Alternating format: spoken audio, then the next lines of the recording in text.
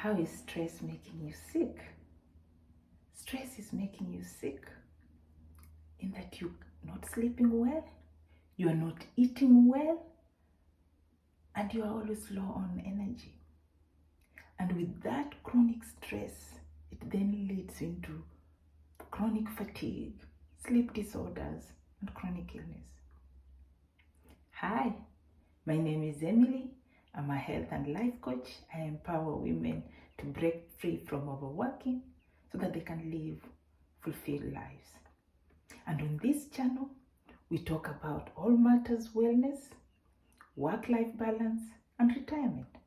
If this is something that is of interest to you, please subscribe. So nurses are getting sick from chronic stress due to overworking. So how does that come about? With all the stresses that we know that happen in the workplace, whether it is from our colleagues who are toxic, the management, and the patients that are demanding. All this stress keeps us in the fight and flight mode. So what does that mean? With the nervous system, we find that we have the sympathetic and the parasympathetic. So because of the stress, it affects the hormones in our body, now especially the cortisol.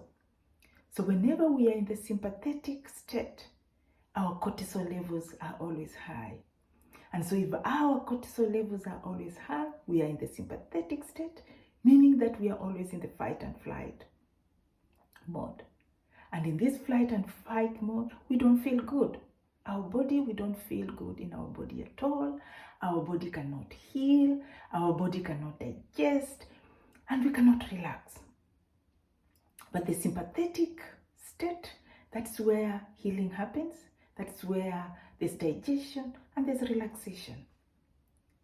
So with all the stresses that we encounter in the course of our work, in the course of the day, it keeps our body in that state whereby the cortisol levels are always high.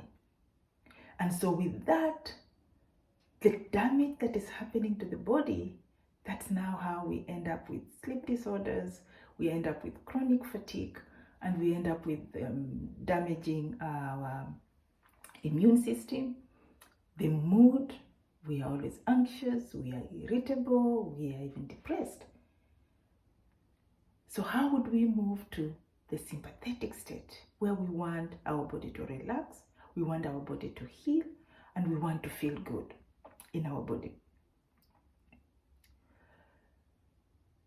When I stopped working, when I took 4 months sabbatical, and just from the years that I'd worked as a nurse, the damage that had occurred in my body has taken me 2 years to heal. And I'm still on that journey of healing. So the damage, the impact of chronic stress is huge. I had chronic fatigue. I was pre-chronic illness. My immune system was very low. I had this frequent illness due to low immunity. So I would want to know in the comment sections, how is stress manifesting in your body? What are those things you can feel in your body? And it could be coming from stress, meaning that you are always in the sympathetic state. Are there aches and pains in your body? Are you always fatigued? You don't sleep well? Hormones. So today in this episode, I want to share just 2 practical tips that you can be able to incorporate in your daily work so that you can be able to move from this stress level to the parasympathetic, whereby you are relaxed despite everything that is happening. And the first tip is just taking a slow, deep breath.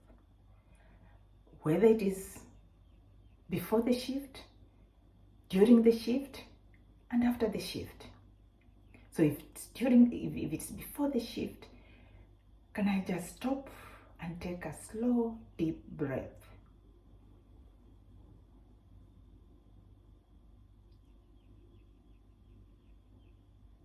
and release. So if it is before the shift, we are just checking in, how am I feeling?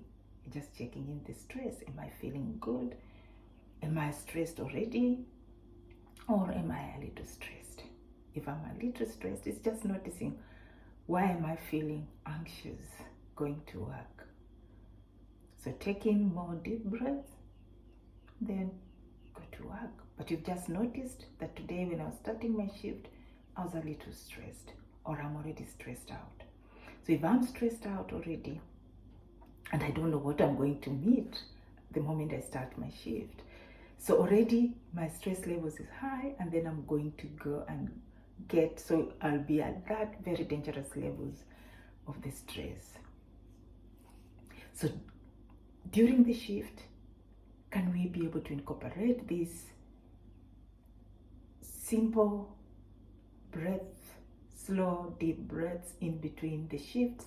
For example, just if, let's say, you're walking in a patient's room, can you knock on the door, stop, just pause, take a deep breath again, and it just takes a few seconds, and then walk into the room, and then come out.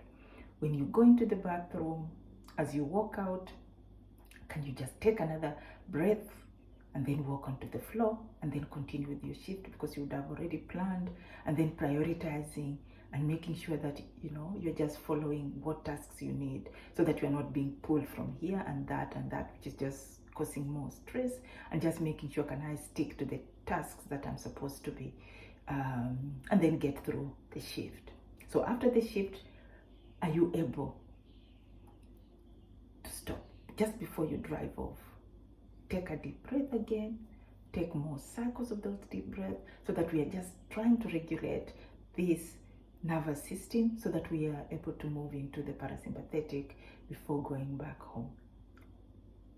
And also after the shift, can you just stretch your body and just feel, where is the tension? Am I having any tension in my body? Is it my shoulders? Is it my back? And then you can drive back home.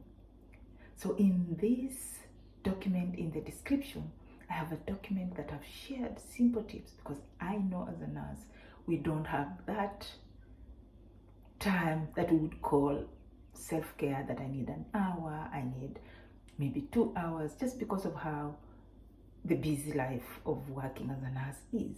So there are those tips, those practical tips, those habits that you can be able to incorporate in your daily life, whether it is at the beginning of the shift, during the shift, and after the shift.